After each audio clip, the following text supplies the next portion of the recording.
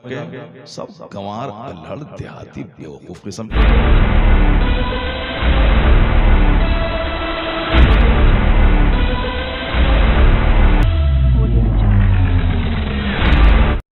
बिस्मिल्लाहिर्रहमानिर्रहीम लक़द कान लकुम फ़ी रसूलिल्लाहि उस्वतुन हसना सदक़ल्लाहुल अज़ीम व सदक़ रसूलुहुन नबियुल करीम व नहनु अला ज़ालिका लमिनश शाहिदीन व शाकिरीन वल्हम्दुलिल्लाहि रब्बिल आलमीन। एक बार दुरूद शरीफ पढ़ें। अल्लाहुम्मा सल्लि अला सय्यदना व मौलाना मुहम्मदिन मअदनिल जूद वल करम व आलिहि व बारिक व सल्लिम सलातो व सलामुन अलैका या रसूल। अभी रात के 12 भी नहीं बजे हैं। क्या टाइम हो गया था यार भाई? 11:11। जाड़े की रात बहुत लंबी रात होती है और अगर 12 बजे के बाद भी अगर आप सोते हैं, 1 बजे भी अगर आप सोएंगे तो फिर 2, 3, 4, 5 यानी 4 घंटे पढ़ने के बाद, 4 घंटे सोने के बाद भी आप फजर की नमाज आसानी से पढ़ सकते हैं। इतनी लंबी रात होती है। अगर 6 बजे भी उठ गए तो 5 घंटे के बाद भी फजर की नमाज पढ़ सकते हैं। अभी 6 बजकर गालिबन 20-22 मिनट पे सूरज तुलू होता है। इतनी लंबी रात है। अल्लाह ने जब लंबी रात बनाई है तो बंदा को जी भर के इबादत करनी चाहिए। गर्मी के दिनों में दिन बड़ा होता है, रात छोटी होती है, और सर्दी के दिनों में रात लंबी होती है, दिन छोटा होता है। तो जिनको दिन में फुर्सत नहीं मिलती, सर्दी की रातों में 100 रकत नमाज नफल पढ़ते हैं, कुरान पाक के 10 पारे पढ़ लेते हैं, 2-2 हज़ार बार दुरूद शरीफ पढ़ लेते हैं, जो अच्छे लोग हैं। और जिनको सिर्फ खाना और पीना और मर जाना है, वह लोग जाड़े के दिनों का इंतजार करते हैं ताकि जी भर के सोएं। तो दुनिया में 2 तरह के लोग पैदा हुए। एक वह जो एक एक मिनट को कीमती समझकर उसका सही इस्तेमाल करते हैं, और एक वह जो एक एक मिनट को रायगा और बर्बाद करते हैं। ये बताइए कि अगर अभी इस इलाके में नाच की महफिल होती है, ए लड़का, ए बाबू बैठ जाओ, भागो मत, एक हदीस पाक सुन के तब तुम लोग चले जाना, एक हदीस सुन के चले जाना। तकरीर करने का बहुत वक्त है और बहुत जगह तकरीर होती रहती है। कल रात भी इस्लामपुर शहर में बाजार में बाबू हुजूर थे, बहुत बड़ा मजमा पढ़े लिखे लोगों का था। वहाँ जो 35 साल से विधायक है वो सामने बैठा हुआ था, पूरी तकरीर मेरी सुना हुआ। सब टीचर, प्रोफेसर, इंजीनियर, डॉक्टर, शहर के बिजनेसमैन सब लोग थे। लगभग 2 घंटे की तकरीर हुई और तकरीर होती रहती है। तो आज तकरीर हमारी नहीं होगी, कम से कम एक हदीस पाक सुन के चले जाओ। सुनोगे ना? बस सिर्फ एक हदीस सुनो। उसके बाद अगर मर्जी है तो बैठना, अगर नहीं मर्जी है तो चले जाना। तकरीर हम कल कर लेंगे, कल हमारी तकरीर है उस तरफ कर लेंगे। कल जुमा का दिन भी है, जुमा में भी खिताब करेंगे शहर में, और फिर अभी लगातार तकरीर है, तो तकरीर वहां कर लेंगे हम। यहां सिर्फ एक हदीस पाक आप सुनेंगे ना सारे लोग? भागेंगे तो नहीं आप? अभी रात भागने की नहीं हुई है। रात के 2-3 बज जाए तो भाग सकते हैं आप। अभी तो 12 भी नहीं बजे हैं। सबसे पहली बात ये बताइए कि जो बच्चे वहां खड़े हैं सामने, वो क्यों खड़े हैं, क्या देखना चाहते हैं? ए लड़का, क्यों खड़े हो? या तो घर जाओ या बैठ जाओ। एक काम करो, दोनों में वहां खड़े क्यों हो रास्ते पे? और एक लड़का है जो उधर लड़कियों को देख रहा है। देखो हम जितनी बात बोल रहे हैं कोई सुन नहीं रहा है, वो उधर देख रहा है। उस लुच्चे को बोला जाए कि तुम्हारी माँ यहाँ बैठी हुई, तुम्हारी माँ यहाँ बैठी हुई। अब तुम ये बताओ कि तुम्हारी माँ को कोई दूसरा लड़का अगर गौर से देखे तो तू क्या करेगा?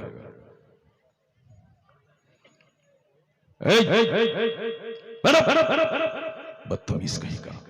सब जानवर गंवार हैं। पूरे बंगाल को, पूरे हिंदुस्तान में नाम नीचा कर दिया इन लुच्चों ने। बंगाल की एक तारीख है, बंगाल की एक हिस्ट्री है। पूरे हिंदुस्तान को सजाने संवारने में, लेकिन आजकल के लुच्चे बच्चों ने पूरे बंगाल को एक गाली बना दिया पूरे हिंदुस्तान में। ये ताहिर रजा रामपुरी अभी 1 महीने से चला था, अभी 2-4 लाख रुपए लेके जाएंगे कल, तुम्हारे यहां से 2-4-5 लाख रुपए लेके जाएंगे, मगर सब गंवार हैं। पैसा भी दो इनको 5 लाख रुपए, भैया तुमको गंवार भी बोलेंगे, ये सच कह रहा हूं, ये तुमको जाहिल बोलेंगे। अब करते ही तुम ऐसे, जब गंवार वाला काम करोगे तो गंवार तो बोलेगा ही, ये तो बोलेगा कि तुम यहां से ट्रेन पे सफर करते हो और दिल्ली जाते हो, पूरा रास्ता 10 लड़का बाथरूम में घुसा रहता है। कौन है? तो बंगाली।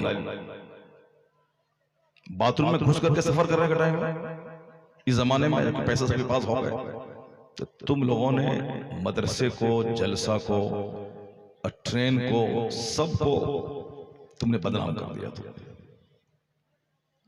अभी तकरीर से एक बड़ा मंजर साहब की हुई, वही तकरीर क्या करेंगे, तकरीर की और चंदा की, वो भी चंदे की नजर हो गई तकरीर, एक भी तकरीर अभी नहीं हुई है। फिर भागा तुम क्यों? आधा मजमा खाली क्यों हो गया? क्या समझ के खाली हुआ? आया था क्यों यहाँ? ताहिर भाई ये नात अभी 8-10 साल से पढ़ रहे हैं मनकबत, गौसे आजम जिलानी भर दो मेरी झोली खाली, ये तो 10 साल से पढ़ रहे हैं और हर जलसे में पढ़ रहे हैं और लोग बुलाते इसीलिए। तो जब तुम 10 साल से सुन रहे हो, नेट में भी सुन रहे हो, तो फिर घर ही में सुन लेते हो, तुम यहाँ क्यों आए हो? और यहां भी वही मनकबत सुनने के बाद तुम भाग रहे हो, तो क्या मतलब हुआ इसका? क्या मैसेज देना चाहते हो? क्या मैसेज देना चाहते हो? जलसे में सिर्फ नात और तकरीर सुनने के लिए लोग नहीं आते हैं, 4 घंटे नेकी के माहौल में गुजारने के लिए आते हैं। बेशक है, सुभान अल्लाह। अभी इस जमाने में आप ये बताओ कि कौन सी जगह है जहां बंदा 4-5 घंटे बैठ कर नेकी कमाता है? बताओ, कोई जगह है? चाय की दुकान पे चाय पीने जाओ, वहां ग़ीबत हो रही है।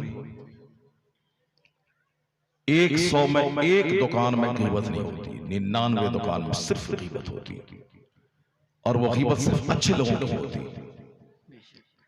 आप पर नमाज फर्ज हुई 15 साल में, आप नमाज शुरू की हो 50 साल में, 35 साल की नमाज कज़ा है, 50 हज करने के बाद भी ये 35 साल की नमाज जिम्मे से साबित नहीं होगी, कज़ा अदा करना ही पड़ेगा। ये मसला है। तो जो आदमी 35 साल एक वक्त की नमाज छोड़ना हराम और गुनाह कबीरा। हमारे मुफ्ती जुल्फ़िकार साहब बैठे हुए हैं, बहुत भोले भाले सीधे साधे नेक आदमी, और इल्म इतना है कि साहब मेरे जैसे 100 मौलवी को एक पल्ले में रखते हैं और एक पल्ले में इनको रखें, इनका पल्ला भारी हो जाएगा। बोलो ना सुभान अल्लाह। मैं तुम्हारी तारीफ कर रहा हूँ, तुम्हारे बंगाल की, उत्तर दिनाज की, और तुम चुपचाप पड़े हुए हो। रामपुर और मुरादाबाद उत्तर प्रदेश के आदमी की तारीफ करेगा, वहां के आदमी की तारीफ करेंगे तो सुभान अल्लाह, और अपने घर के आदमी की तारीफ करे तो मुंह लटका के बैठ जाते। बोलो सुभान अल्लाह, जोर से बोलो सुभान अल्लाह। तुम जानते हो इनको? नहीं जानते हो, क्योंकि तुम्हारे समाज में रहते हैं, बंगाल ही में रहते हैं, बंगाल ही में पैदा हुए और पढ़े बाहर, और बंगाल ही में अपनी जिंदगी इन्होंने वक्फ कर दी पढ़ाते हुए, और खुद मदरसा कायम करके अब सारी जिंदगी उसी के नाम कर दिया। इसीलिए से अगर ये अशरीफा में पढ़ाते तो फिर सारा हिंदुस्तान इनको जानता, मुफ्ती जुल्फ़िकार रशीदी। अब पढ़ाने के काबिल थे, नहीं पढ़ाया, क्योंकि अपने स्टेट को सीखना चाहते हैं, अपने डिस्ट्रिक्ट में रहना चाहते हैं, हमारा डिस्ट्रिक्ट शुरू हो जाए। भी जितने लोग स्टेज पर हैं लगभग इसमें से अक्सर इनके शागिर्द होंगे। शागिर्द मुक़र्रिर बनना आसान है, नातख़ां बनना बहुत आसान है। आजकल तो हिंदी उर्दू जो नहीं जानता वो भी शायर बना हुआ है, वो हिंदी और बांग्ला में लिख करके नात पढ़ करके शायर बना हुआ है। मुक़र्रिर भी लोग बना हुआ आजकल, पाकिस्तान का 2-4 मुक़र्रिर है, उनका नेट सुन करके आजकल बहुत सारे लोग मुक़र्रिर बन गए हैं। हाँ, बहुत सारे लोग बन रहे हैं। अब मगर ये इल्म है यहाँ, जिन्होंने हजारों शागिर्दों को पैदा किया है, अब यहाँ बैठे हुए हैं, इनके दिल पे क्या गुजरता होगा जब कोई खतीब आता है कुरान हदीस सुनाने के लिए, सारा मजमा भाग जाता है, क्या गुजरता होगा? इनकी इज्जत भी मजरू होती हो, इतने बड़े आलिम, इतने बड़े मुफ्ती, अशरफिया के टॉपर हैं, अल्लाह पूरे हिंदुस्तान के हिंदुस्तान का सबसे बड़ा इदारा रहमतुल्लाह शरीफिया है। वो सबसे बड़ा कौन सा इदारा है? अब उस इदारे में जाके टॉप कर लेना बहुत बड़ी बात है, बहुत बड़ी बात है। उस इदारे का प्रोडक्ट है आप, उसके अब उनके बावजूद ये आप जैसे लोगों से आज यही सब हरकतों को देख करके बोंगे हो गए, ये सब अदाओं को देख बोंगे। हम क्या बोलेंगे? मुफ्ती जुल्फ़िकार साहब का इलाका है, उनका डिस्ट्रिक्ट है, उनके लोग भी सिर्फ नात सुनते हैं, भाग जाते हैं, तकरीर नहीं सुनते हैं। अगर आप सब के सब बैठ के रहते तो लोग यहाँ से रामपुरी साहब जाके क्या बोलते, क्या उत्तर दिनाजपुर के लोग माशाअल्लाह, मुफ्ती जुल्फ़िकार साहब की क्या इज्जत है, उन्होंने क्या इल्मी माहौल पैदा किया है कि नात मेरी 1 घंटे हुई, उसके बाद एक बच्चा नहीं गया, 2 घंटे तक कुरान हदीस सुनता रहा। सुभान अल्लाह। तो उत्तर दिनाजपुर की भी इज्जत होती, बंगाल की इज्जत होती, हजरत की भी इज्जत होती, मगर हम लोगों ने सुस्ती और गफलत, लापरवाही की वजह से अपना मुल्क, अपना शहर, अपना स्टेट, अपना डिस्ट्रिक्ट, अपना दयार, अपना इलाका, सबकी इज्जत को मिट्टी में मिला दिया। कभी तन्हाई में बैठ के सोचिएगा कि बंगाली को लोग गाली दे देते, बंगाली एक गाली लफ्ज़ है, सिर्फ इसीलिए कि हम अपनी हरकतों से बाज नहीं आए। जलसे बहुत मुश्किल से होते हैं। पूछा मौलाना ग़यासुद्दीन साहब, ये बहुत किस कदर चंदा किया उन्होंने, 2 महीने से भीख मांगी, और इस जलसे की तारीख 2 महीना पहले लिया है। क्या करने के लिए? नाटंगी करने के लिए कि एक लड़की आएगी बम्बई से, नाचेगी यहाँ, इसीलिए क्या था कि मालदा से कोई आएगा नाचेगा यहाँ डांसर। जलसे का मतलब है कि मौलाना आएगा, दीन इस्लाम सिखाएगा। अगर तुम जलसा में आए हो तो दीन इस्लाम सीखो, अगर नहीं आए हो, नहीं आना था कि वहां दीन इस्लाम की बात होगी, हम नहीं जाएंगे, तो मत आते तुम। आधा घंटा बैठे, नाच सुने और भाग गए, क्या मतलब? नाच नहीं हुआ, तुम्हारे मन के मुताबिक काम नहीं हुआ, तुम भाग गए।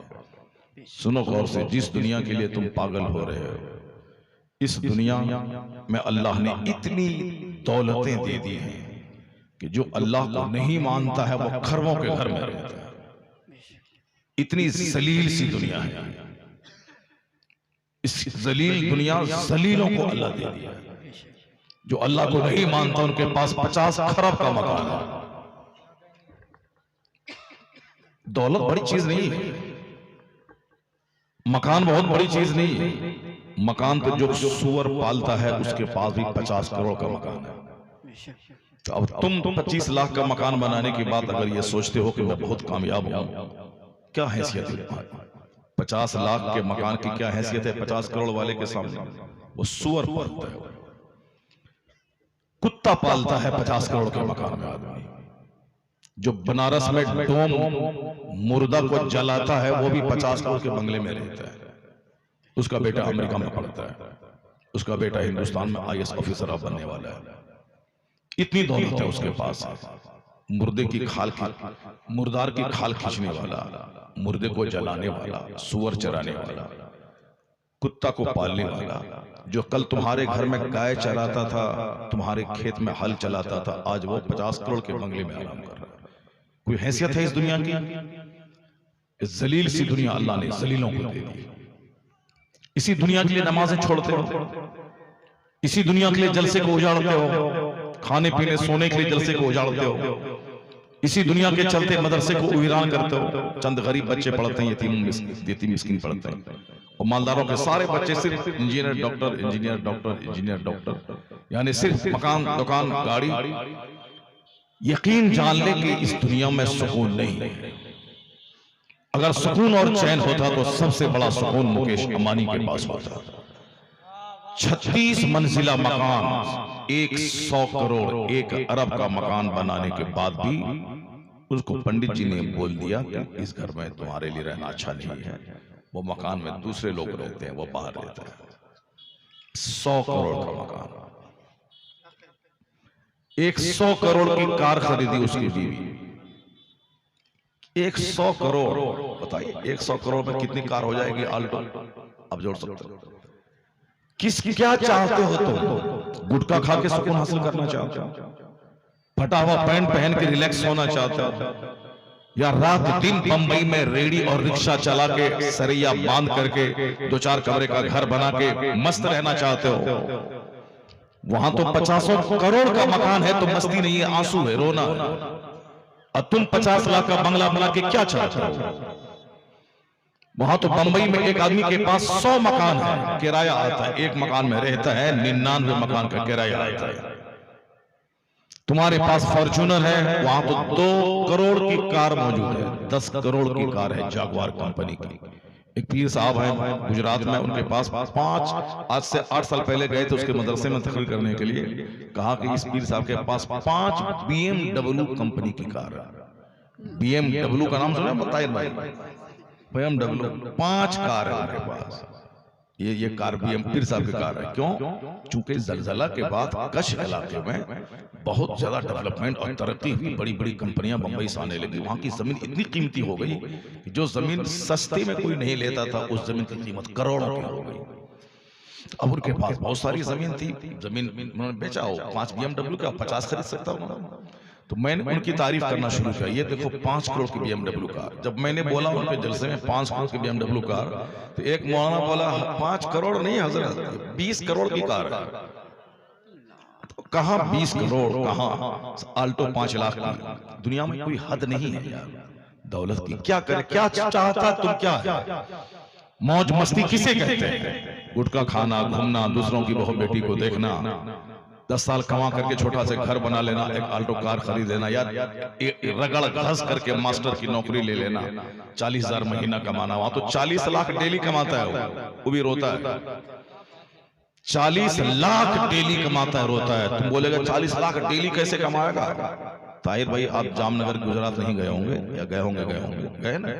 गुजरात में एक कंपनी है, 15 किलोमीटर दूर तक आदमी चलेगा तो सिर्फ मुकेश अंबानी की, जो कबाब धीरू भाई अंबानी था, उसकी कंपनी है। मैं देखने गया हूं, कई साल मैंने 12 तकरीर मैंने वहां उस शहर में की है। कई साल तक मैं घूमने के लिए गया, 15-20 किलोमीटर दूर तक चलते रहे तो उनकी अपनी फैक्ट्री है। वो फैक्ट्री समंदर के किनारे और लाइन लगी रहती है ट्रकों की। समंदर में शिप है, जहाज है, यहां से माल तैयार होता है, जहाज पे लोड होता है।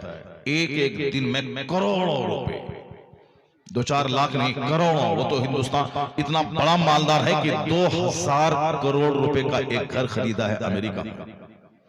2000 करोड़। ये बोलते हैं मौलाना कासिम साहब बोल रहे हैं, अगर इनको हम 1 करोड़ रुपए दे दें तो ये मदरसा मालामाल हो जाएगा।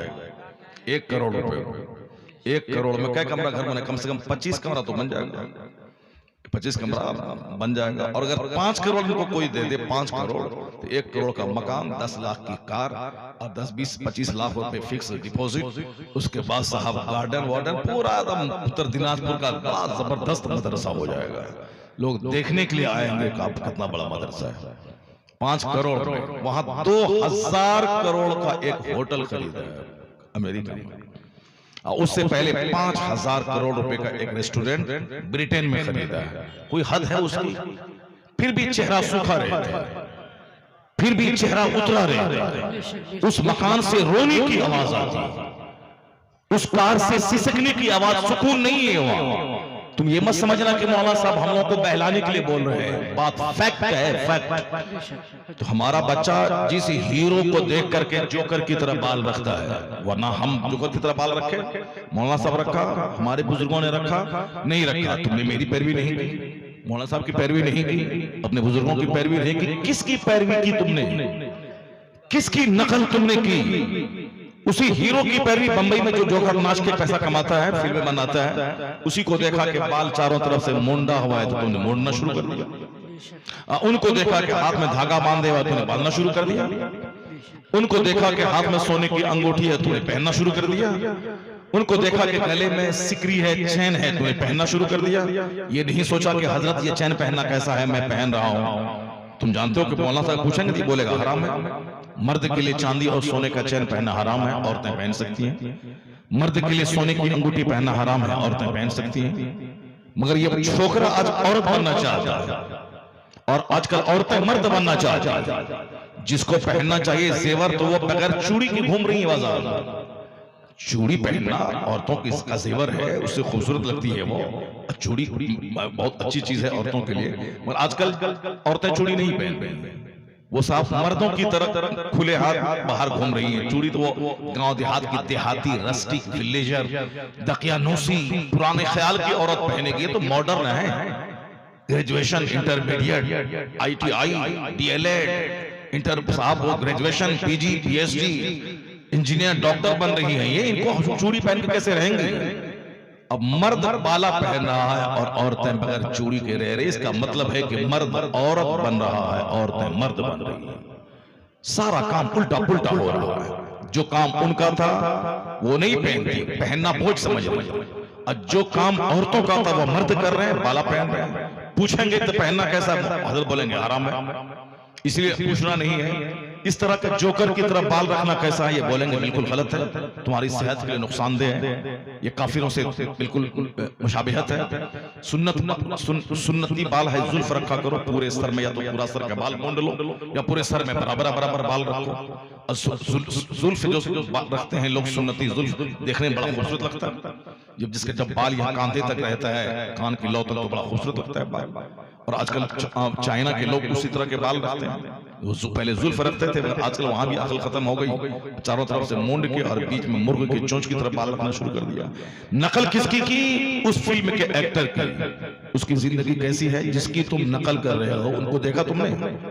कई करोड़ रुपए के मकान में रहने वाला सुशांत सिंह राजपूत, वो अपने ही घर में फांसी के फंदे पे लटक गया। जिसकी नकल तुम कर रहा है कि ताकि नकल करके मजा मिल जाए, जिंदगी का ऐश का हासिल कर लो, मस्त रहो, एंजॉय करो जिंदगी में, मस्तियां करो, खाओ पियो, मजा लूटो जिंदगी का। तो जिसकी नकल करके तुम मजा लूटना चाहता है, वो तो फांसी के फंदे पे लटक के जान दे दिया। जिंदगी की मुसीबतों उलझनों से तंग आके जहर खा के मर गया।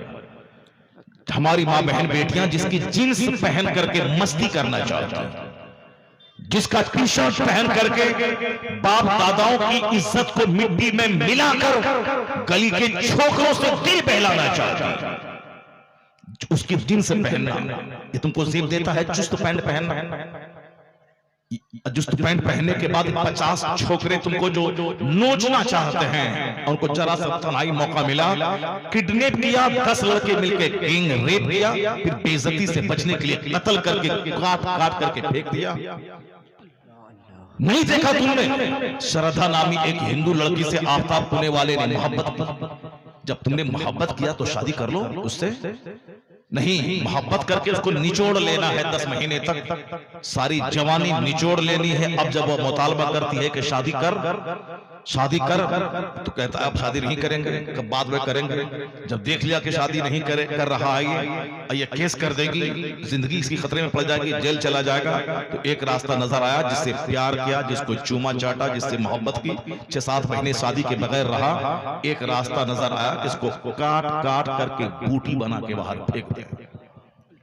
सारा हिंदुस्तान जान रहा है, सारी दुनिया जान रही है, 1 महीना पहले का वाकया है।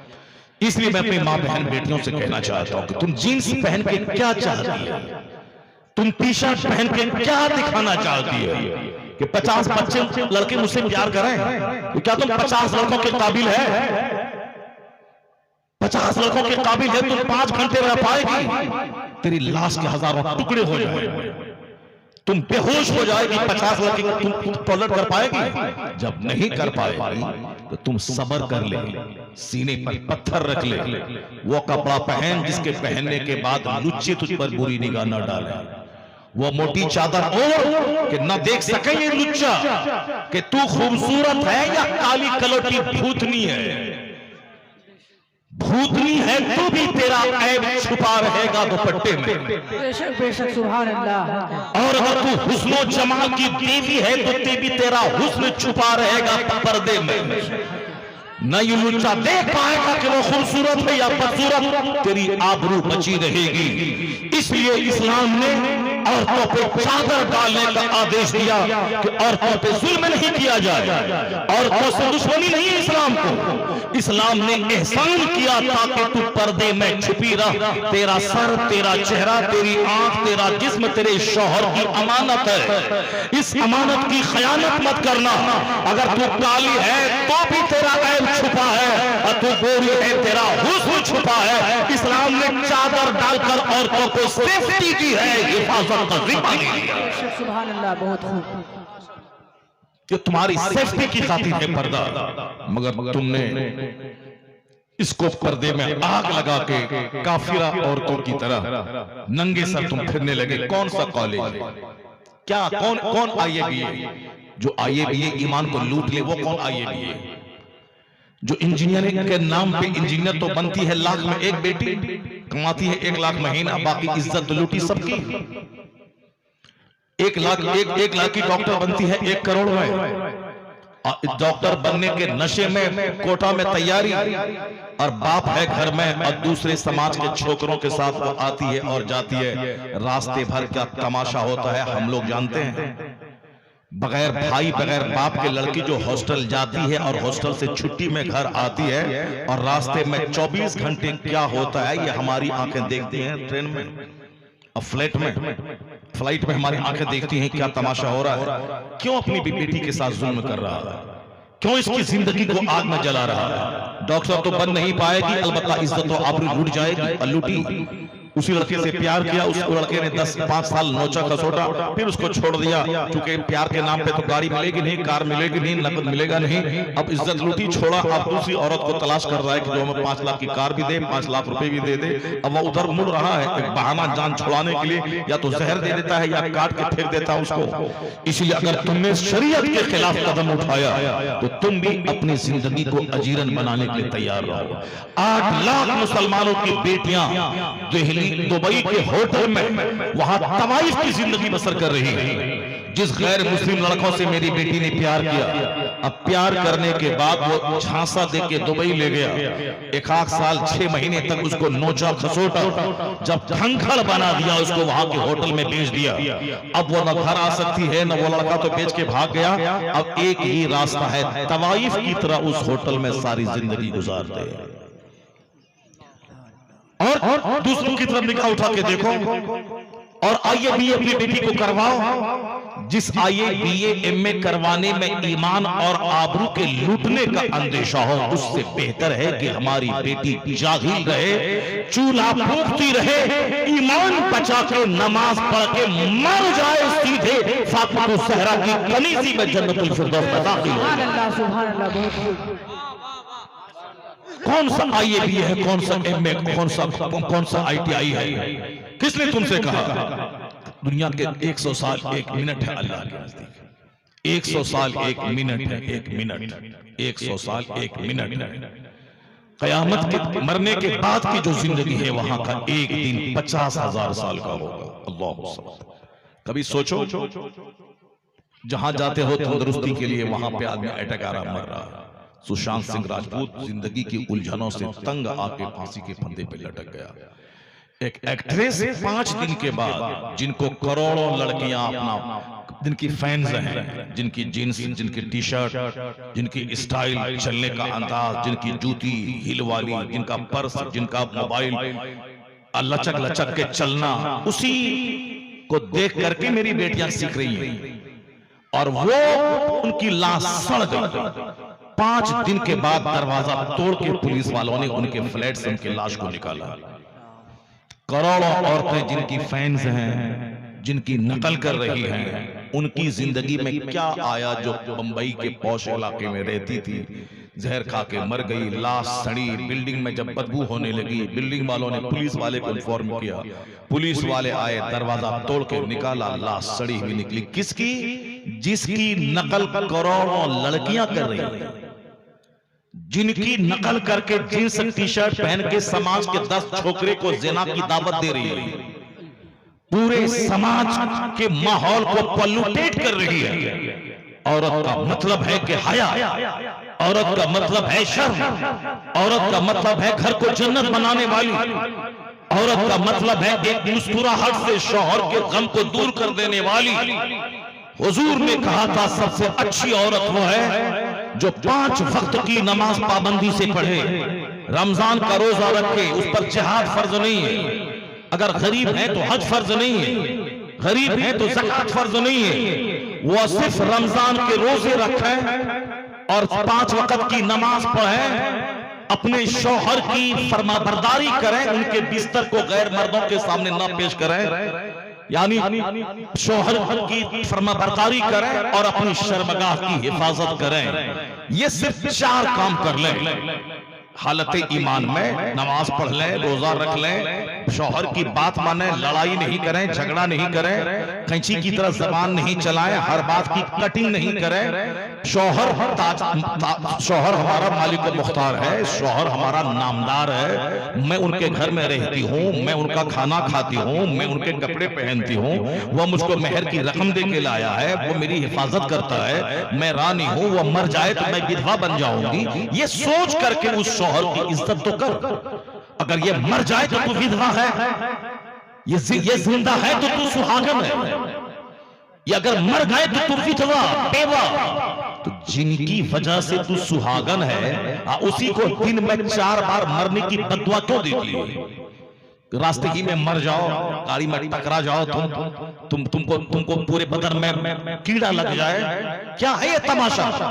अगर कीड़ा लग गया, वो मर गया, तो तू हो गई विधवा बेवा। यहाँ तो कुंवारी लड़की 18 साल की, उसको रिश्ता नहीं मिल रहा है, और तू जो 36 साल की बेवा है, तेरे पास कौन आएगा? अगर सोने का मकान भी तेरे पास है, शौहर नहीं है तो वो मकान तेरे पास काटने के लिए दौड़ेगा। अगर शौहर तेरे पास है, तू किराए की झोपड़ी में रह, तू रानी जैसी जिंदगी गुजारेगी शौहर के साथ। और शौहर के बगैर 50 खरब का मकान, वक्फाटों का बिस्तर है। तो जिसकी वजह से तू सुहागन है, उसी को गाली क्यों देती है? जब वह 5 वक्त की नमाज पढ़े, वह सामत शहरहा, वह रमजान के रोजा रखे, वह ताअत बालहा, वो अपने शौहर की फरमाबरदारी करे, और उसके बाद और अपनी शर्मगाह की हिफाजत करे, तो फिर वो जन्नत में दाखिल हो जाए। बेअय्य अबवाबिल जन्नत शाह, जन्नत के जिस दरवाजे से चाहे जन्नत में दाखिल हो जाए। बहुत खूब, क्या कहना है? जन्नत में 8 दरवाजे, जिससे चाहो दाखिल हो जाए। ड्यूटीज लिमिटेड है, जिम्मेदारियां महदूद है तुम्हारी। मर्द पे लाजिम है कि 8 घंटे हल चलाए, मर्द पे लाजिम है कि 12 घंटे दुकान में रहे, मर्द पे लाजिम है कि इस्लाम पे वक्त आ जाए तो गर्दन कटाने के लिए जिहाद मैदान जंग में जाए। औरतों पे जिहाद फर्ज नहीं है। औरतों का जिहाद है बच्चों की परवरिश करना, औरतों का जिहाद है शौहर को खुशी अता करना, औरतों का जिहाद है शौहर के कपड़े धोना, औरतों का जिहाद है अपने खून की धार दूध की शक्ल में बच्चों को मुंतकिल करना, औरतों का जिहाद है अपने घर बार को जन्नत का टुकड़ा बनाना। ये है उसका जिहाद। कपड़े धोना, खाना बनाना, बच्चों की परवरिश करना, शौहर की खिदमत करना, बच्चों की तरबियत करना, बच्चों को अच्छी अच्छी जबान सिखाना, बच्चों को अच्छी अच्छी बातें सिखाना। शौहर बेचारा अगर दिन भर घर में रह के बच्चों को सिखाएगा तो तुम्हें रोटी कौन ला के देगा? इसलिए शौहर सुबह उठेगा, नमाज फजर पढ़ेगा, दुकान जाएगा, खेत में जाएगा, फैक्ट्री में जाएगा। अगर रात भर दरबानी की है फैक्ट्री में तो फजर पढ़ने के बाद वो सोएगा 8 घंटे, उसके बाद उठेगा, फिर शाम होगी, फिर जब फैक्ट्री में लाठी लेके दरबानी करने जाएगा। दिन में काम करेगा, रात में सोएगा, रात में काम करेगा, दिन में सोएगा। ये बच्चों के साथ नहीं चिपका हुआ रहेगा, बच्चों के साथ चिपकी हुई रहती है तुम। कुदरत का कानून है, माँ के पेट में 9 महीने तक बच्चा रहता है, बाप के पेट में नहीं रहता है। कुदरत का कानून है और सारी औरतों को मालूम है। अगर बच्चा नहीं चाहिए, सिर्फ नाक और बड़ी आंखें और गोरा चेहरा चाहिए, तो 1 साल के बाद बच्चा नहीं होता है तो अजमेर का सफर क्यों होता है? अजमेर का सफर क्यों होता है? 2 साल तक बच्चा नहीं हुआ तो तेरी माँ क्यों बोलती है कि ये औरत पांझ लग रही है, लगता है कि दूसरी बहू लानी पड़ेगी? क्यों? इसका मतलब है कि सिर्फ चेहरा चाटा नहीं जाता है, औलाद चाहिए। औलाद के बगैर घर जंगल है। औलाद के लिए शादी की जाती है। जब औलाद के लिए शादी की जाती है तो औलाद माँ के पेट में 9 महीना रहती है। तो अगर वो जमीन जली हुई रहे, पेट जला हुआ रहे, या पेट या बदन 10 मर्दों की गोद में झूला हुआ बदन हो, ये बदन 10 मर्दों की, ये हाथ 10 मर्दों के हाथ में पड़ा हुआ हो, ये जख्मी बंजर जमीन, और बंजर जमीन मरी हुई फसल पैदा करती है। जो जमीन मरी हुई हो, जो जमीन जख्मी हो, जो दरख्त जख्मी हो, वो क्या फल लाएगा? और जो शादी से पहले अपना चेहरा दूसरों के सामने पेश कर चुकी हो, वो क्या कुतुब बेटा पैदा करेगी? वो अब्दाल पैदा करेगी? वो आलिम और शरीफ और नमाजी और तहज्जुद गुजार पैदा करेगी? नहीं होगा ऐसा। जमीन अगर मरी हुई हो तो फसल मुर्दा पैदा होती है, और जमीन अगर जरखेज हो तो फसल लहलहाती पैदा होती है। अगर बीज सड़ा हुआ हो तो फिर वह फसल नाकारा। इसलिए जरूरत है कि बीज भी जबरदस्त हो, जमीन भी जरखेज हो, और मौसम भी मुनासिब हो, और फिर जिस तरह की फसल चाहिए उस तरह की जमीन हो। कश्मीर में सेब की खेती होती है, बंगाल में नहीं। बंगाल वाला अपने यहां 50 एकड़ में सेब लगा दे, नहीं होगा सेब। सेब के लिए कश्मीर की जमीन, और कश्मीर वाला चाहे कि धान हम वहां सरना और बासमती उपजा ले कश्मीर में, नहीं होगा सरना और बासमती धान। उसके लिए है बंगाल की जमीन। अगर कश्मीर वाला चाहे कि मैं यहाँ पे मालदा और दशहरी आम लगा दूं, नहीं होगा। कश्मीर में साफरान, कश्मीर में अखरोट, कश्मीर में काजू किशमिश, कश्मीर में सेब, कश्मीर में और दूसरी चीजें, नागपुर में संतरा, कपास, गुजरात, महाराष्ट्र, बंगाल में आम और जूट, पटुआ और धान की खेती, उत्तर प्रदेश के पास इलाकों में गन्ने की और गेहूं की खेती। जमीन में अलग अलग क्वालिटी होती है और अलग अलग फसलें पैदा होती हैं। 9 महीने तक जिस पेट में बच्चा रहता है, अगर वह औरत यूज्ड हो, अगर वह औरत इस्तेमाल शुदा हो, शादी से पहले 2-4 हमल गिर गए हो, 2-4 लड़कों से आंख मचोरी की गई हो, मोहब्बत के नाम पे ज़िना किया गया हो, ये मोहब्बत है कि ज़िनाकारी है? ये अफेयर है कि ज़िनाकारी है? ये प्रेम है कि ज़िनाकारी है? किसने ज़िना का नाम मोहब्बत रख दिया? किसने ज़िनाकारी का नाम अफेयर रख दिया? किसने ज़िनाकारी का नाम साहब उसको एक पॉसिबलाइज्ड नेम देकर के उसको लव नाम रख दिया? किसने रखा? Love, live in, affair. ज़िनाकारी का नाम अफेयर, बदकारी का नाम लिव इन, बदकारी का नाम प्रेम, बदकारी का नाम मोहब्बत। वो मोहब्बत है, मोहब्बत की तौहीन है उसको मोहब्बत कहना जहां ज़िना होता हो। औरत का जिस्म कर यूज्ड हो गया हो, बच्चा महा पापी पैदा होगा, महा बदकार पैदा होगा। आज समाज डकैतों से भर रहा है, चोरों से भर रहा है, और लुच्चों से भर रहा है, जलसा जुलूस के उजाड़ने वालों से भर रहा है, मस्जिद के सामने डीजे बजा के मस्जिद के तकद्दुस को पामाल करने वाली बदतमीज औलादों से समाज भर रहा है। इसका कसूरवार वो बाप है, इसका कसूरवार वो माँ है, जिसने सही ढंग से औरत का सिलेक्शन नहीं किया, जिसने सही ढंग से शौहर का सिलेक्शन नहीं किया। औरतों को चाहिए नौकरी वाला दूल्हा, चाहे वह शराबी हो, चाहे जुआरी हो, चाहे वह सूदखोर हो, चाहे वह 5 लड़की के साथ बलात्कार कर चुका हो, सब चलेगा, मगर नौकरी वाला चाहिए। लड़की चाहे वह यूज्ड हो, इस्तेमाल शुदा हो, 10 लड़कों के साथ 5 हमल गिर चुका हो, सब चलेगा, मगर नाक लंबी हो, आंख बड़ी हो, चेहरा गोश्त से भरा हो, माल वाली हो, चाहे तुम 5 हमल तेरा गिर गया हो, बहस नहीं, अभी तेरा चेहरा चमके। कोई नहीं पूछता है कि तुझको दुआए कुनूत याद है कि नहीं, तुझको दरूद इब्राहिमी याद है कि नहीं, तुझको दरूद ताज याद है कि नहीं, नमाज में कितने फराइज व वाजिबात याद है कि नहीं, कोई नहीं पूछता। नाक, आंख, चेहरा देखा, ओके, मेरी तरफ से ओके है। नहीं देखा कि इसका बैकग्राउंड क्या है, नहीं देखा इसकी माँ का बैकग्राउंड क्या है, नाक, आंख ओके, मैट्रिक आइए ओके, कुछ नहीं देखा। नहीं पूछा कि फराइज व वाजिबात याद है कि नहीं, नहीं पूछा सूरह यासीन, सूरह दुखान, सूरह मुज़म्मिल, सूरह मुल्क याद है कि नहीं, नहीं पूछा कि कुरान कायदे से तजवीद की रियायत करते हुए ठीक से पढ़ती है कि नहीं पढ़ती है, वरना सारी जिंदगी न कुरान पढ़ पाएगी ना इसकी नमाज दुरुस्त होगी। कुछ नहीं, सिर्फ चेहरा चाहिए, सिर्फ चेहरा चाहिए। तुमने चेहरा देख के शादी किया है, बैकग्राउंड नहीं देखा। अब अगर तेरा बच्चा शराबी, तेरा बच्चा जुआरी, तेरा बच्चा पापी पैदा हो जाए और समाज समाज नंगों, गंदों, अल्लाहों, गुटखाखोरों और बेनमाजियों से भर जाए तो जिम्मेदार है तुम जिसने गंदी औरत का सिलेक्शन किया। जिम्मेदार हो तुम जो तुम खुद नाकारा रहे, बेनमाजी रहे, तुम इस्लामबाजी करते रहे, तुम हैंड प्रैक्टिस करते रहे, अपनी जिंदगी तबाह करते रहे। अब जाके आखिर में खंखल भर के किया है शादी, और उनकी शादी की उम्र 18 साल, उनकी शादी 40 साल में, और तेरी शादी की उम्र थी 18 से 22, और तेरी शादी हो रही 40 साल में, तू भी खंखल और वो भी खंखड़ियाई, और दोनों खंखड़ मिल के जो बच्चा पैदा करेगा, ये बता दे कि समाज में बच्चा कैसा पैदा होगा, महाखंखड़ पैदा होगा। कुदरत का कानून है, जब माँ हो आमिना जैसी और बाप हो अब्दुल्ला जैसा, तो बेटा होता है मोहम्मद रसूलुल्लाह।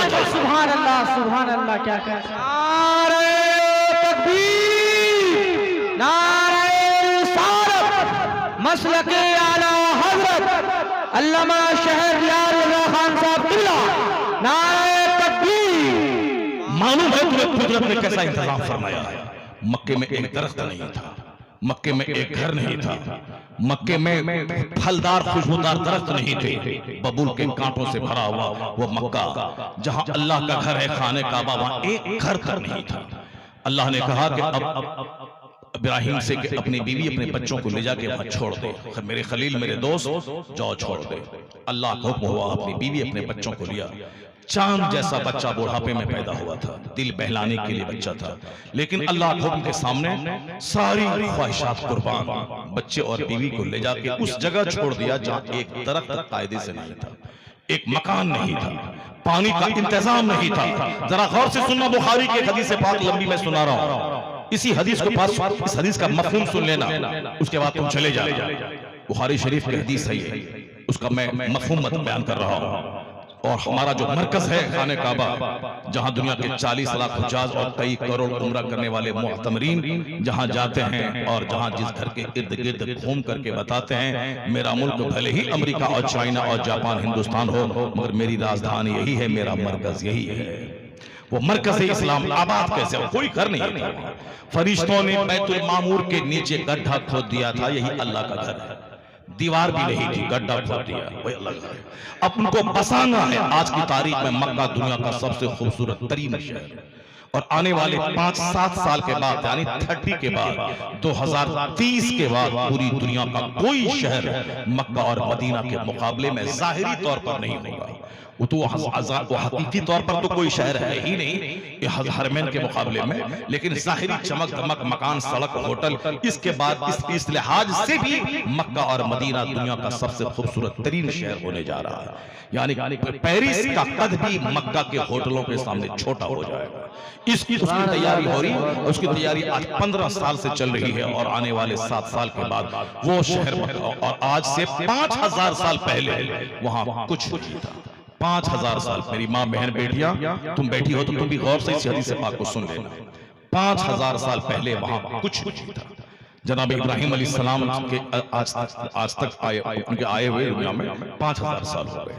उस वक्त में वहां कुछ नहीं था, खाने काबा की दीवार तक नहीं थी, वो तो सिर्फ एक बुनियाद खोद के फरिश्ते ने बना दिया कि अल्लाह का घर है जमीन में, और बैतुल मामूर वहां फरिश्तों का किबला है, और ये दुनिया जमीन वालों का किबला है, वो खाने काबा है। और उसके बाद आदम अलैहिस्सलाम ने उसकी तामीर की, और वो भी जमीन की लेवल तक की थी। बाज़ाब्ता उसकी दीवार जो खड़ी हुई, वो जनाब इब्राहिम अलैहिस्सलाम ने उसकी तामीर की। इसीलिए कहा जाता है कि खाने काबा की तामीर किसने की?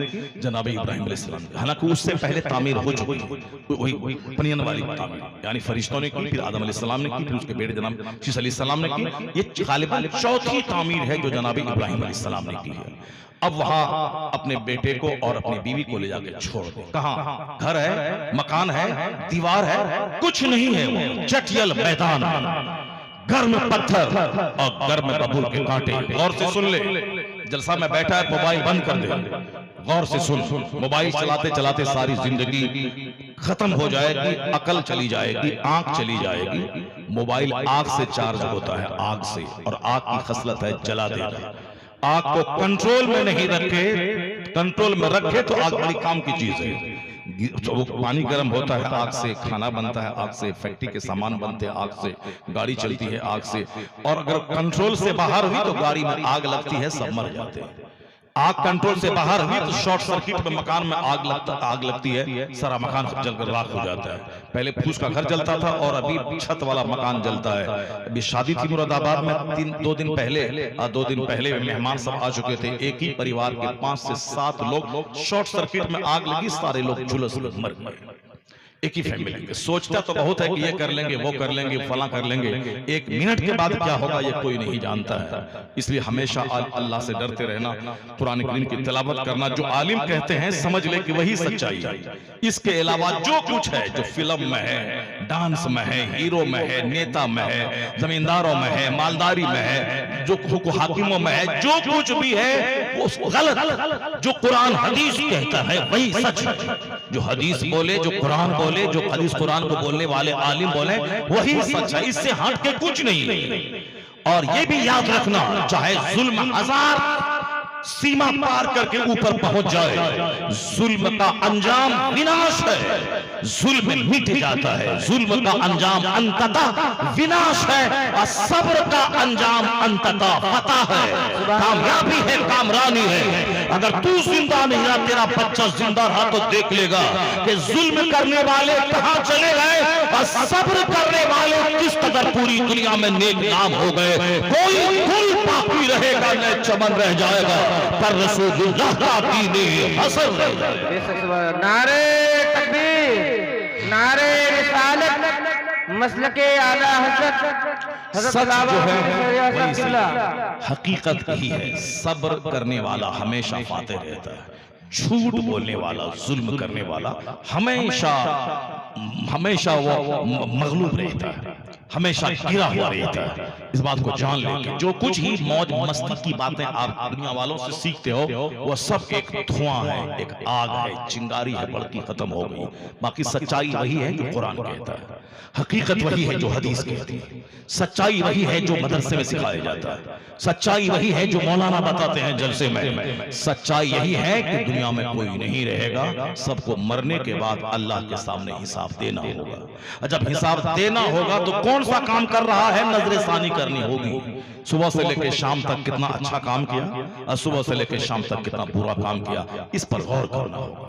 क़यामत के दिन 1 इंच बंदा हट नहीं पाएगा जब तक कि वह बता न दे कि जिंदगी किस काम में गुजारी, जब तक वह बता न दे कि तुमने माल कहां से कमाया, और जब तक वह बता न दे कि माल किस रास्ते में खर्च किया, उस वक्त तक बंदा हट नहीं पाएगा मैदान महशर में।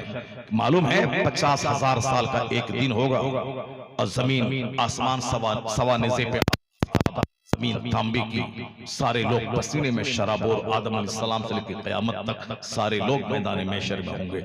ये बिल्कुल सच है, जैसे अभी रात है सच है, इससे ज्यादा सच बात है कि क़यामत कायम होगी और वहां सामने खड़ा होना पड़ेगा और हिसाब देना होगा। हुजूर सच्चे हुजूर कहते हैं, क्या फरमाते हैं, ला तज़ूलु क़दमा अब्दिन हत्ता युसअल अन अर्बईन, बंदे का पांव 1 इंच हटेगा नहीं जब तक कि 4 चीजों का सवाल ना हो जाए। अन उमरिही फीमा अफना, अबाउट हिज लाइफ, जिंदगी के बारे में कि जिंदगी किस काम में गुजारी, खेलने कूदने, डॉक्टर बनने, इंजीनियर बनने, ITI करने, नौकरी करने, पैसा कमा के एक घर एक गाड़ी बनाने, फिर बूढ़ा हो के मौत का इंतजार करने, लूटने खसोटने, किस में जिंदगी को लगाया, एक मिनट का हिसाब देना होगा। इस जब तक बंदा हिसाब देगा नहीं जिंदगी किस काम में गुजारी, बंदा 1 इंच हट नहीं पाएगा। हमेशा दिमाग में इस बात को रखे रहिए। ये बात बिल्कुल परफेक्ट है, ये हक है, जैसे दुनिया भी है उसी तरह इससे ज्यादा सच बात है कि आखिरत होगी। रोजाना घर में डॉक्टर इंजीनियर की बात कम कीजिए, मौत की बात ज्यादा कीजिए, अपने घर में जन्नत की बात ज्यादा कीजिए, आखिरत की बात ज्यादा कीजिए, ताकि बाल बच्चों के इस छोटे से दिमाग में जन्नत और आखिरत बस जाए, ताकि डॉक्टर बनने के बाद काफिर ना हो जाए, बल्कि डॉक्टर बनने के बाद क्लिनिक में बैठे तो आने वाले काफिर मरीजों को इस्लाम सिखा करके मुसलमान बना दे, मुबल्लिग इस्लाम बन जाए। सिर्फ ये काम मौलाना का नहीं, ये काम हर मुसलमान का है कि अपने से काफिरों तक इस्लाम का खुशबूदार पैगाम पहुंचाए। जो चाहा है, किसान है अपने हिसाब से, डॉक्टर है अपने हिसाब से, टीचर है अपने हिसाब से, दारोगा है अपने हिसाब से, मास्टर है अपने हिसाब से, बिजनेसमैन है अपने हिसाब से, मौलाना मौलवी है अपने हिसाब से। हर आदमी अपने अपने हिसाब से काम करे, और जब काम करेंगे तब इस्लाम का काम होगा। जिस तरह दूसरे लोग काम कर रहे हैं वो लोग साहब कोई मुसलमानों की बेटी को मिठाई का पैकेट देकर, टका रुपया का लालच देकर, नौकरी का लालच दिला के उसका ईमान लूट रहे हैं, वो अपने काम में लगा होगा। कोई साहब नौकरी का लालच दिला के, जमींदारी दिखला के, मकान दिखला के, कोई अपनी जवानी और अपनी ताकत, अपनी खूबसूरती दिखला के, कोई साहब तारीख में बदल करके, कोई कानून मुसलमान के खिलाफ बना करके, और कोई साहब बैंक में एक गलत सिस्टम बना करके, कैसे भी हो लूटने का काम चालू है। उसका सारा आदमी हमारा ईमान लूटने के लिए है, और हम हैं मौलाना, हम हैं, हम भी खाए पिए सो गए, बस मस्जिद में है तो उसी में उसी सारी जिंदगी उसी में गुजर गई। दूसरा इमाम की हैसियत से, मुलाजिम की हैसियत से इमाम है, बाकी ये नहीं कि जिस गांव में मैं रहता हूं, जिसका मैं खाता हूं, जिसके पैसे से मेरी तनख्वाह चलती है, उस गांव में सब 5 आदमी के पास एक महीने में एक ही आदमी को टारगेट बना करके उसके पास आधा घंटा बैठ के उसको मैं इस्लाम सिखा दूं, हुजूर की सीरत बता दूं, उसके दिल और दिमाग को इस्लामी बना दूं, उसको आखिरत रुखी आदमी बना दूं, उसके दिल में अल्लाह का डर डाल दूं। अगर वो हर महीने में एक आदमी को ऐसा टारगेट बनाया, 30 दिन तक जाकर के दिमाग साजी की कुरान हदीस सुनाया, तो साल में 12 आदमी मिल जाएंगे। अगर 5 साल रहा तो 60 आदमी मिल जाएंगे। यहाँ 10 साल से है, एक नमाजी नहीं बना पाया। क्यों? यहाँ नौकरी है इमामत, इस्लाम की खिदमत, दावत इस्लाम, हुजूर का कैरेक्टर लोगों तक पहुंचा के एक आदमी को जन्नती बना देना। हुजूर ने कहा था, अली जहां भेजता हो वहां तलवार बाद में चलाना, पहले इस्लाम पेश करना। एक आदमी तेरी वजह से हिदायत पा गया तो अरब के सुर्ख ऊंट से बेहतर है। यहाँ तो इमामत मतलब मुलाजमत, तनख्वाह भी है 5000, तनख्वाह भी नहीं है कुछ, और फिर इस्लाम की दावत भी नहीं, दोनों तरफ से खसारे ही खसारे। न दुनिया है और न आखिरत, और न कोई इस्लाम को कोई काम है, अब बस सिर्फ खसारा ही खसारा है। 5000 रुपए है तो 5 करोड़ रुपए का काम कीजिए। अगर एक आदमी हर महीने में जन्नती बन गया, नमाजी बना, तो 5 करोड़ कमाना एक तरफ, एक आदमी को जन्नती बना देना एक तरफ। यहाँ भी वो सोच रहे धान चावल कलेक्शन करना है, 5 बच्चों को खिलाना है, सरबंदी का जलसा करवाना है, नमाज सब कुछ छोड़ छाड़ करके उसी जलसे के पीछे पागल हो जाना है। एक शायर को 70-80 हजार रुपए दे देना है, और मुखर्रिर चाहे कुछ भी बोले ना बोले, शायर आ गया, मजमा जमा हो गया, नात पड़ गया, मेरा जलसा कामयाब हो गया, जाओ तुम अपना काम करने जाओ, हमको तो टका 1 लाख बच गया खर्चा करके, अपना हम करेंगे, जाओ तुमको ठग लिया हमने। एक शायर को 60,000 दिया, 5 लाख हमने कमा लिया। वह शायर बोलता है कि तुम्हारा मदरसा चौपट हो जाए, तुम्हारा जलसा चौपट हो जाए, हमने तुझको ठग लिया, हमको 60,000 मिल गया, हम चल गए। अब पब्लिक बोलती है तुम्हारा मदरसा जाए, तुम्हारा शायर जाए, हम कम से कम 2 घंटा नाच सुना, मजा मिल गया, हम ठग लिया तुमको, तुम हमको ठग लिया, हम तुमको ठग लिया, मदरसा वाला जलसा करा के ठग लिया। सब एक दूसरे को ठगना चाहता है, जाओ तुम जाओ जहां जाना जाओ, हम तो अपना मेरा काम बन गया, सब एक दूसरे को ठगना चाहता है। वो ठगने वाला वो लतीफा बोलता है कभी कभी आसिफ से भी, कि बंबई में रास्ते से पुलिस वाला जा रहा था, और 3-4-5 लोग रात के 3 बजे थे, पुलिस वाला बोला, अरे कहां जा रहा है? बोला ये मकान को गिन रहे हैं। कहा कितना गिना? कहा 10 लाठी मारा, बदतमीज, रात में मकान गिनता, भागो यहाँ से। जब वो भागने लगा तो दूसरा चोर दूसरे से बोला कि हम तो पुलिस वाले को ठग लिया। कहा क्या? हम गिने थे 20, उसको 10 बताया। सुभान अल्लाह, एक दूसरे को ठगना चाहता है। मौलाना बोलता पब्लिक को ठग लिया, पब्लिक बोलती तुमको ठग लिया, सब एक दूसरे को ठग रहा, कोई किसी को ठग नहीं रहा, सब खुद ही ठगा जा रहा है, अपना ठगे जा रहे हो। ये दिल्ली में मौली साहब लोग ठगता है, जब बच्चा की सरबंदी होगी इस बच्चे की, उसी को 5 मदरसा वाला अपने यहाँ बोला के ले आता है, और उसी के नाम पे जलसा करता है, उसी को पगड़ी पहना देता है, जबकि कोई बच्चा हाफिज नहीं है। बच्चा बोलता है तुम्हारा मदरसा जाने, हमको पगड़ी तुमने दे दिया, 500 का दे दिया, हमका हमारा काम हो गया। जलसा वाला बोलता है कि तुमको 500 दिया और हम 5 लाख कमा लिया, जाओ तुमको जहां जाना है जाओ। ये सारा तमाशा हो रहा है, तुमको हम ठग लिया, हमको तुम ठग लिया। कोई दस्तारबंदी का जलसा नहीं, एक बच्चा को हाफिज बना और वह मेहराब पे खड़ा होकर तरावी सुना दे, यही 50,000 पोस्टर से ज्यादा तेरा प्रचारक हो जाएगा। सुभान अल्लाह। जब अच्छा से कुरान सुनाएगा तो सारे मुक्तदी बोलेंगे कि तू किस मदरसे में पढ़ा है, मैं भी अपने बेटे को वहां भेजूंगा। ये है प्रचार, ये है प्रसार। किसको ठगता है? तो यहाँ तो 1000 कमरे वाला मदरसा, वो उसके सर में दर्द हो रहा, कैसे चलाए, और 2 कमरा बना करके क्या करना चाहता है? तो वहाँ 6000 बच्चे सिर्फ फारसी की पहली की जमात में, एक वहाबी का मदरसा, 6000 बच्चे, 600 बच्चे एक जमात में। यहाँ 50 मदरसा मिला के 600 बच्चा नहीं होगा, वहां सिर्फ 600 बच्चे सिर्फ एक फारसी की पहली की जमात में। इंजीनियरिंग, डॉक्टर, मेडिकल और साहब ITI और फजीलत और दरस हदीस व फजीलत और तजवीद, क़िरात, सारा सिस्टम है। यानी कई लाख बच्चे पढ़ते हैं वहाँ, और वहाँ पे साहब सारे सेठ नवाब अरब के सब उसको दे रहे हैं। इसी महाराष्ट्र में पूरा एक शहर आबाद कर दिया हो उसका। और यहाँ एक कमरे का मदरसा हम चलाते हैं तो 50 आदमी नोचने लगता है, पेट में दर्द होने लगता है। सब बोलता है कि हाँ, जलसा के मौलाना को दावत दे करके उसको बोलता है कि उसको मत आइएगा, वो ठगने वाला आदमी है। मौलाना को हटा दिया, जलसा फला हो गया, बोलता देखा हम काम कर दिए ना, जलसा को मौलाना को रुकवा दिया ना। देखिए, 1-2 कमरे का मदरसा है, 10 बच्चे उसमें पढ़ते हैं, भीख मांग के मदरसा चलाता है। और दूसरा मौलवी है जो इस मदरसे को उजाड़ने के लिए, अपने नफ्स को तस्कीन देने के लिए उसको उजाड़ना चाहता है। और कहाँ 600 बच्चे एक जमात में पढ़ते हैं, कहां साहब 1000 कमरे का मदरसा है, सारा हिंदुस्तान उसको सपोर्ट कर रहा है। और 2 कमरे का मदरसा है, उसी को उजाड़ करके ये मोच सीधी करना चाहता है। आप समझ सकते हैं कि किस तरह की सोच होगी लोगों की, और सब एक दूसरे को ठगने में लगा हुआ है। अल्लाह का डर, अल्लाह का खौफ, ये सबसे पहली चीज है। अगर अल्लाह का डर पैदा हो जाए, कोई किसी को ठगेगा नहीं, उसको अपने गुनाहों से आंसू बहाने फुर्सत नहीं है, वो क्या दूसरों को ठगने की बात करेगा। वो तो मौत को, जन्नत को, आखिरत को, वो तो सरकार की सीरत को सामने रखेगा कि कल मैं मर गया तो मेरा क्या बनेगा। इसलिए खौफ अगर नाज़िम के दिल में हो तो मदरसा कायदे से चलता है। खौफ अगर बावर्ची के दिल में हो तो मदरसा कायदे से खाना बनता है। खौफ अगर टीचर के दिल में हो तो टीचर 40 मिनट की घंटी में 10 मिनट मोबाइल नहीं चलाता है। वो एक मिनट जो बच्चों के नाम पे है, एक मिनट वो बच्चों के नाम कर देगा। अल्लाह का डर जब पैदा हो गया तो समझ लें कि सोसाइटी सुधर जाएगी, मुआशरा सुधर जाएगा। और यही वो पॉइंट है जो शादी के खुतबे में 3 आयतों की जो तिलावत होती है, उन तीनों आयतों में इत्तकुल्लाह है। मौका है शादी का, नबी ने जो खुतबा दिया उसमें 3 आयतें पढ़ी, उन तीनों में अल्लाह से डरने का पैगाम है। या अय्युहल्लज़ीना आमनू तक़ुल्लाह हक़्क़ तुक़ातिही वला तमूतुन्ना इल्ला व अंतुम मुस्लिमून। या अय्युहन्नासु तक़ू रब्बकुमुल्लज़ी ख़लक़कुम मिन नफ्सिन वाहिदा। या अय्युहल्लज़ीना आमनू तक़ुल्लाह व क़ूलू क़ौलन सदीदा। यानी 3 आयतों में इत्तकुल्लाह, अल्लाह से डरो। मौका है शादी का, और हुजूर ने तकरीर की कि डरो। क्यों? शादी के मौके पर उछल कूद करके बंदे के बहकने का चांस रहता है। इसलिए मुस्तफा ने 3 आयतें पढ़ के बता दिया, चाहे मौत निकले, चाहे जनाजा निकले, चाहे बारात निकले, चाहे शादी का मौका हो, चाहे कोई मौका हो, अल्लाह का डर साथ रखना। ना जनाजा तुझे नर्वस कर पाएगा, ना बेटे की बारात तुझे फिरौन और क़यामत बना पाएगा। सुभान अल्लाह, बेशक बहुत खूब सुभान। अगर अल्लाह का डर रहा तो बेटे की मौत हो जाएगी तो भी नमाज नहीं छोड़ेगा, और अल्लाह का डर रहा तो बेटे की बारात निकलेगी तो भी नमाज नहीं छोड़ेगा।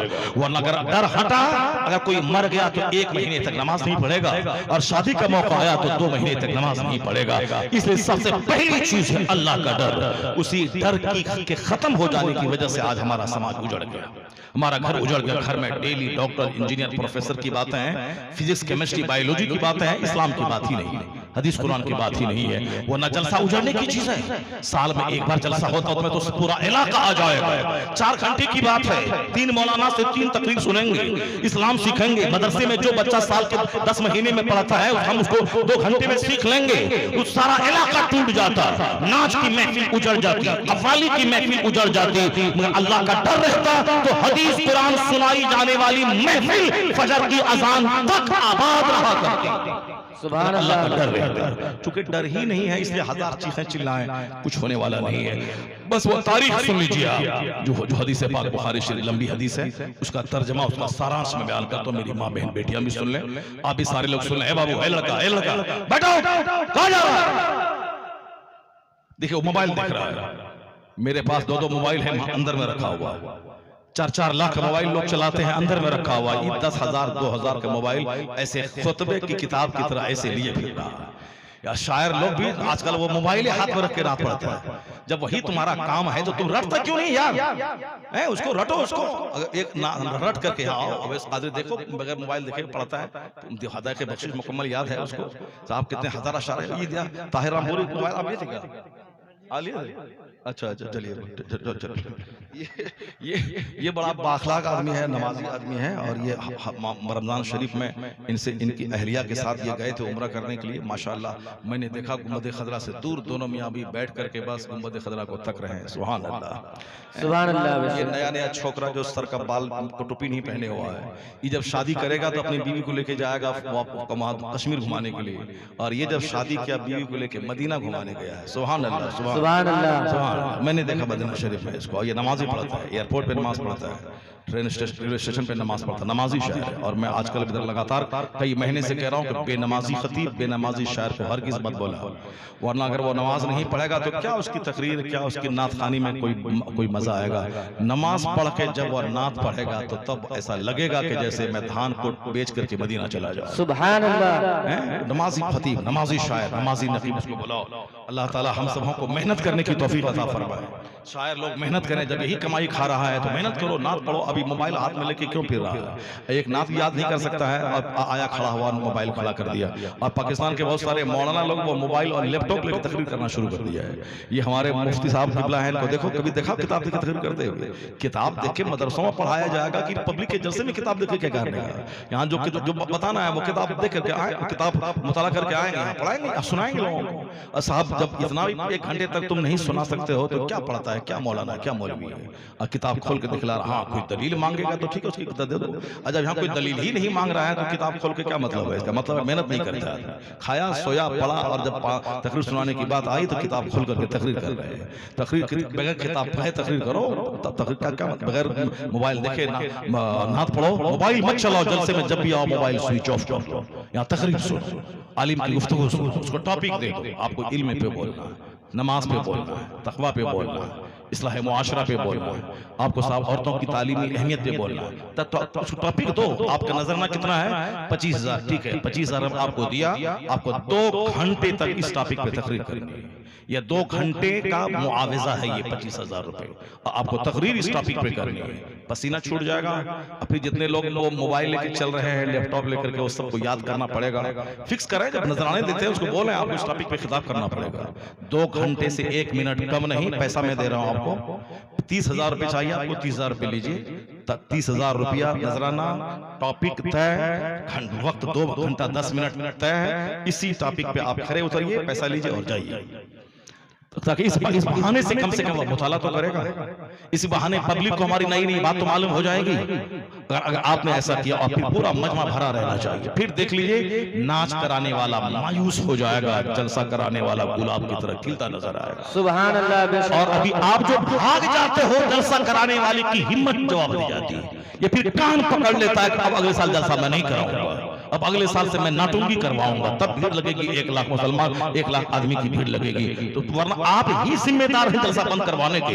ये एक वाहिद प्लेटफॉर्म है दीन सिखाने का, इसको रोकने की कोशिश मत कर। मदरसे में बच्चे पढ़ते हैं, बच्चे के गार्जियन नहीं जाते हैं। जब कोई मरता है, निकाह का मौका आता है, तब मौलाना को खोजने जाता है। खानकाहों में नहीं जाते हैं लोग। पहले जमाना था बादशाह जाते थे, बादशाह छोड़ करके वहां जो की रोटी खा करके सीने को रोशन करने जाते थे। अब खानकाह में कोई नहीं जाता, जाता भी है तो कोई तेल और पानी फुकवाने जाता है। तो खानकाह में तेल पानी तावीज, और मदरसे में गरीबों मिस्किनों के बच्चे, कोई बड़ा आदमी नहीं जाता है। तो जुमा के दिन तकरीर खत्म होती है तब लोग जाते हैं। तो फिर दीन पब्लिक को कहां से सिखाए?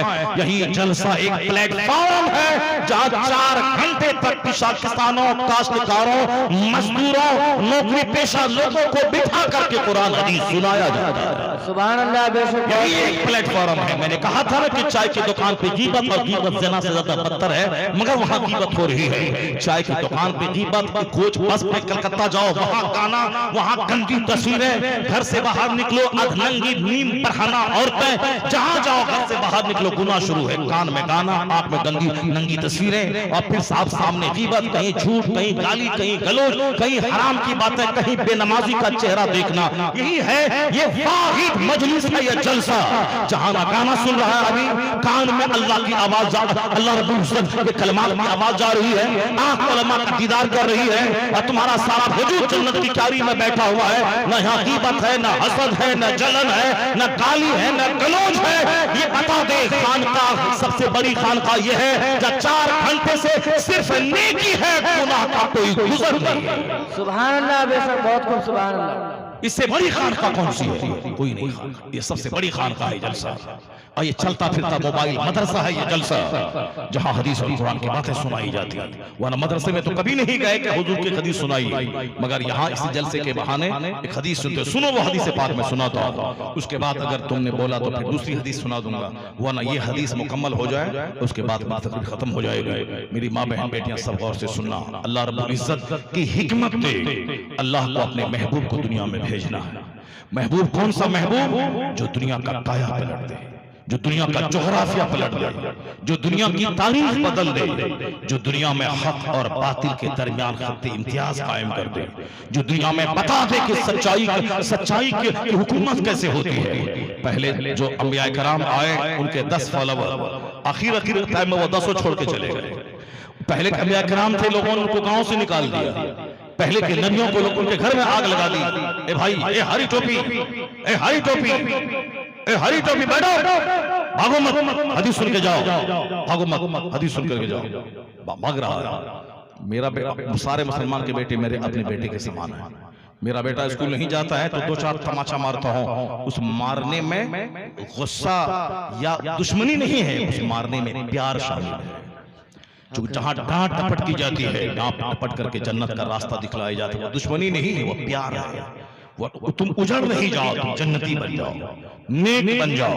दुनिया की जो जिंदगी 1 मिनट की तुझको मिली है, इसका सही इस्तेमाल करो, यही ख्वाहिश होती है आलिमों की। इसलिए मैं कहता हूं ये आलिम चिढ़ने की चीज नहीं है। जिसका गार्जियन टोकने वाला होता है उसका बच्चा कंट्रोल में रहता है, और आज काफिरों के मुकाबले में मुसलमान कुछ कंट्रोल में है। क्यों? इसका टोकने वाला आलिम मौजूद है, जो हर जुमा को टोकता है ये हराम है, ये हलाल है, ये लीगल है, ये इल्लीगल है, ये जायज है, ये नाजायज है, ये फॉरबिडेन है, ये परमिटेड है, ये मुफीद है, ये मुज़ुर है। हर जुमा का खिताब, ईदैन का खिताब, सीरत के जलसों का खिताब, निकाह की महफिल का खिताब, ये आलिम है जो सारी दुनिया से आंखें बंद करके हमें जन्नत का रास्ता दिखलाता है। ये इनका एहसान है कि काफिर के मुकाबले में मुसलमानों में गुनाह कम है, नेकियां ज्यादा। सुभान अल्लाह, बेशक बहुत। क्योंकि हमारे पास ये टोकने वाली जमात मौजूद है, ये टोकने वाली जमात मौजूद है कि हम कुछ भी करें, गाली गलौज करें, मगर ये हमको कहती है नमाज पढ़ो, ये लोग हमको कहते हैं रोजा रखो, ये कहते हैं हमें नेक बनो, ये कहते हैं हमें सच बोलो, ये कहते हैं हमें निगाहों को नीची रखा करो। हम कुछ भी इनको बोले, ये हमें जन्नत का ही रास्ता दिखलाते। एहसान है उलमा का, वो लोगों को बुला करके घास पे बिठा करके माइक में नबी की हदीस सुनाना चाहते हैं। वरना किसको है कि 1 महीने तक भीख मांगे और भीख मांग करके आपको बिठा करके जन्नत का रास्ता दिखलाए। ये वाहिद बात उलमा की है जो भीख मांगते हैं ताकि आप आइए, मौलाना आए और दोनों मिलकर 4 घंटे की जन्नती महफिल कायम कर लीजिए। भीख ये मांगे और आप और हम बैठ करके एक दूसरे से शेयर करें। एहसान है इनका, एहसान है इनका, इसको आप माने। अल्लाह रब्बुल इज्जत को अपने महबूब को जब भेजना हुआ तो किस तरह से इंतजाम अल्लाह फरमाता है। अल्लाह रब्बुल इज्जत चाहे तो 1 दिन में बच्चा पैदा हो जाए। जैसे कि जानवर, आप देखा मुर्गी का बच्चा आज पैदा हुआ 2 घंटे के बाद चलने लगता है, मगर ये आदमी का बच्चा है। इंसान अशरफुल मखलूकात है जो 1 दिन में नहीं चलता है। इसको चलने के लिए इसको 1 साल का अरसा लग जाता है, इसको मैच्योर होने में 18 साल लग जाते हैं। इसको अल्लाह चाहे तो 5 दिन के अंदर में इसको बना दे। जैसे शेर का बच्चा है, गाय का बच्चा है, गाय का बछड़ा है, गाय का बच्चा पैदा हुआ 1 दिन, दूसरे दिन दौड़ने उछलने कूदने लगता है। अब ये मुसलमान इंसान है जिसको चलने में कितना महीना लगता है, 9 महीने पेट में। क्यों? 2 महीने के बाद पैदा हो जाता है, जैसे मुर्गी है और सब चीजें हैं। लेकिन नहीं, एक सिस्टम है, ग्रेजुअली, धीरे धीरे। जिसको बड़ा काम दुनिया में करना है उसको धीरे धीरे ग्रेजुअली काम करना। अचानक जो काम हो जाए उसमें स्टेबिलिटी नहीं रहती, जो कम वक्त में हो जाए स्टेबिलिटी नहीं रहती, और जिसमें ज्यादा दिन तक इसमें काम, जिसमें वक्त लगे ज्यादा टाइम, वो बिल्कुल देर पास मैच्योरिटी रहती है। इंसान अशरफुल मखलूकात है, इसे हथाज उड़ाना, इसे ट्रेन चलाना, इसे समंदर में 5 महीने तक गोता लगा के रहना, इसे 6 महीने तक फजाओं में रह के कायनात की, यूनिवर्स की सच्चाई का पता लगाना, इसे रात भर जाग करके के काम करना है, इसे वतन बचाना है, डकैतों से लड़ना है, जुल्म से लड़ना है, कुफ्र से लड़ना है, समाज को सुरक्षा देनी है, ये सारा काम इनके सर पे है। ये अशरफुल मखलूकात है, इंसान है, इसे अल्लाह की इबादत करनी है, ख्वाहिशात पे कंट्रोल करना है। फरिश्ते महवे इबादत है, ख्वाहिश ही नहीं है। और फिर शैतान सरापा ख्वाहिश है, ये इंसान है जो ख्वाहिशात और तकवा के बीच में है, इसे मुत्तकी बनना है, ख्वाहिशात को दबाना है, इसे गुस्सा इसके पास है, उस गुस्से को दबा करके सब्र का मुजाहिरा करना है। जिसका काम पड़ा है उस पर टाइम भी ज्यादा लगेगा, इसीलिए तैयारी है 9 महीना पेट में रहना, 2 साल माँ की गोद में दूध पीना है, फिर उसके बाद 5-10 साल तक माँ के दिल में अल्लाह मोहब्बत डालकर उसे नर्स की तरह खिदमत करवा के बच्चे का पेशाब पखाना धोना सफा करना, उसको उससे बातें कर करके बोलना सिखलाना, ये सब होता है। तब बच्चा जाके 15 साल में मैच्योरिटी के करीब पहुंचता है, 18 साल में फुल मैच्योर हो गए। अब वो बच्चा अगर जुल्म करने लगे, अत्याचार करने लगे, माँ को आंख दिखाने लगे, बाप को मारने लगे, उससे बड़ा बदनसीब कौन होगा।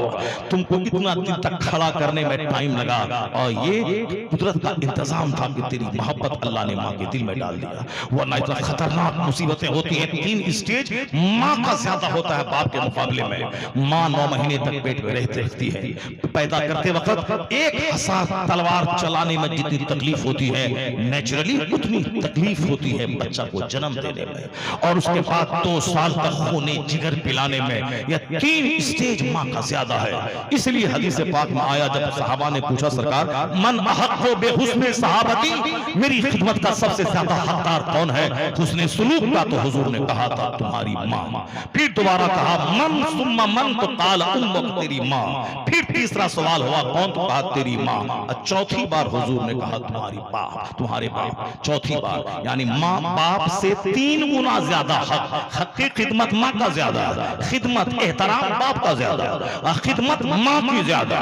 बाप बोले पानी लाओ, माँ बोले पानी लाओ, पहले माँ को दिया जाए, क्योंकि माँ की खिदमत से पहले है। एहतराम बाप का ज्यादा है। माँ के सामने जैसे चाहा बच्चा रह जाता है, क्योंकि माँ प्यार देना जानती है, पर बाप के सामने नहीं। बाप के सामने ऊंची जगह नहीं बैठना है, बाप के सामने आंख नहीं दिखलाना, बाप के सामने सरापा तहजीब बन जाना। अब माँ है, प्यार लाड में थोड़ा ये सब थोड़ी एहतियाती थोड़ी सी चल जाती है। माँ है, खिदमत माँ की ज्यादा, एहतराम बाप का ज्यादा, चूंकि बाप तो तुम्हारी माँ का भी मालिक है, माँ का भी मालिक है, सरताज है, इसलिए बाप का एहतराम ज्यादा और खिदमत माँ की ज्यादा, चूंकि माँ का एहसान या 3 स्टेज में बाप से ज्यादा है। इसलिए हुजूर ने 3 बार माँ का नाम लिया और चौथी बार बाप का नाम लिया। तो जो फरमा बरदार बेटा होगा वह बाप का डिसिप्लिन और अदब रखेगा, बाप को जन्नत का दरवाजा समझेगा और माँ की खिदमत ज्यादा करेगा, तो माँ का चेहरा देखेगा तो भी हज का सवाब, और बाप का चेहरा देखेगा तो भी हज का सवाब, और एक दिन में 100 बार देखेगा तो 100 बार मकबूल हज का अजर अल्लाह। सुभान अल्लाह, बेशक बहुत खूब सुभान अल्लाह। 10 लाख खर्च करने के बाद आदमी लौटा, हज कबूल हुआ कि नहीं हुआ कोई नहीं जानता। इसलिए कि हज में 10 लाख रुपए लगेगा, माल नापाक है तो हज मरदूद। अगर नीयत खराब है कि 50 गांव वाला बैल गाय गोश्त खा ले और उसके बाद सब बोले हाजी साहब अब हज भी कबूल नहीं होगा, चूंकि नामो नमूद के लिए अगर तुमने हज किया, और क्या अगर तुमने नापाक माल से हज किया नहीं कबूल होगा। फयुनादी मुनादी मिनस समा ज़ादुका हरामुन हज्जुका मरदूद। अगर नापाक माल से हज किया तो ऐलान होगा, फरिश्ता बोलेगा तेरा हज नहीं, तेरा माल सादे सफर हराम का है और तेरा हज मरदूद है, रद्द कर दिया गया। और हज मबरूर जो हलाल माल पाक इरादे से, दुनिया जाने ना जाने मुझको फर्ज अदा करना है, अब वह कोई बोले ना बोले मुझको फर्ज अदा करना है। पाक माल पाक इरादे से गया और एहराम बांध के जब लब्बैक कहता है, फरिश्ता कहता है जाओ जाओ सादुक हलालुन व हज्जुका मबरूरुन, तेरा सादे सफर हलाल का है, तेरा हज कबूल है। और हज मबरूर का बदला सिर्फ और सिर्फ जन्नत है और कुछ नहीं। यानी हज अगर कबूल हो जाए तो उसका बदला सिर्फ जन्नत है और कुछ नहीं है। इसलिए ये हज किया आपने कबूल हुआ कि नहीं कोई नहीं जानता, लेकिन ये हज जो माँ बाप घर में है, हुजूर ने कहा कि इस मोहब्बत से अगर 100 बार भी देख ले तो 100 हज मकबूल का अजर अल्लाह ताला फरमा देगा। वहां 10 लाख खर्च करने के बाद भी गारंटी नहीं है। और यहाँ मबरूर हज मबरूर, मोहब्बत से देख माँ बाप का चेहरा, हज मबरूर का अजर मिलेगा। इसलिए अपने घर में इस्लामी माहौल पैदा कीजिए, इस्लामी कल्चर पैदा कीजिए। वो हदीस पाक को सुनिए गौर से। अल्लाह रब्बुल इज्जत को अपने महबूब को भेजना है जो दुनिया का जोग्राफिया बदलेगा, जो दुनिया की तारीख बदलेगा, रिवॉल्यूशनरी पर्सनैलिटी। तो उसके लिए चाहिए कि बाप भी दबंग हो, माँ भी दबंग हो, कबीला भी दबंग हो, मुल्क भी दबंग हो। जहां दुनिया का सबसे बड़ा इनकलाबी इंसान पैदा होने वाला है, वह कमजोर माँ के बतन से नहीं पैदा होगा, वह कमजोर बाप से नहीं पैदा होगा, वह कमजोर जमीन से नहीं पैदा होगा। इलाके का अलग अलग असर होता है। बिहारियों का चेहरा देख लें और तुर्की के लोगों का चेहरा देख लें, फर्क समझ में आ जाएगा। बंगालियों का चेहरा देख लें और उड़ी तमिलनाडु के लोगों का चेहरा देख लें, समझ में आ जाएगा।